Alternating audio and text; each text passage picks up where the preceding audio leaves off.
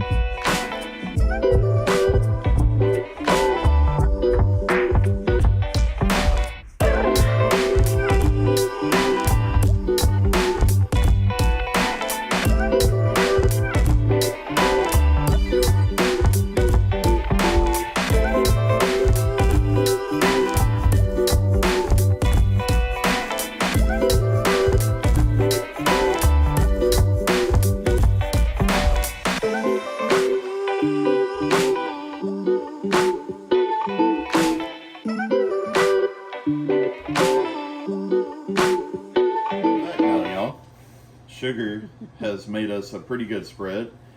You want to explain it to him while I get the broccoli out of the microwave? I was just going to say, oh, I forgot the broccoli.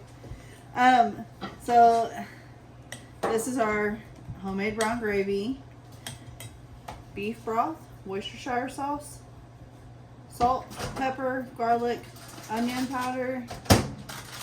You let the broth boil, then you add the seasonings and the Worcestershire. Once that's mixed, you add a cornstarch and water slurry. You let that thicken up, and it should. That's money. And then sauteed some onions. Got our Amazing ground turkey patties. Woo. And yes, we tried them already, and yes, they are pretty amazing. And then I have some just regular old stovetop stuffing. Yeah, with these, we wanted to make sure they were edible before we let our taste testers dry. Yeah, I mean, That'll and do then for now. Some beefcake steamed broccoli. what? We'll Yeah, throw some butter on there afterwards. that's gonna go off like. It's always the one that is in the microwave that gets forgotten. Yeah, well, I was more worried about getting to the Yeah. thick. All right, guys. Well, this will do it for this one. We'll come back with y'all with some more wonderful eating and Yeah. cooking. But like, comment, subscribe. We'll see y'all next time.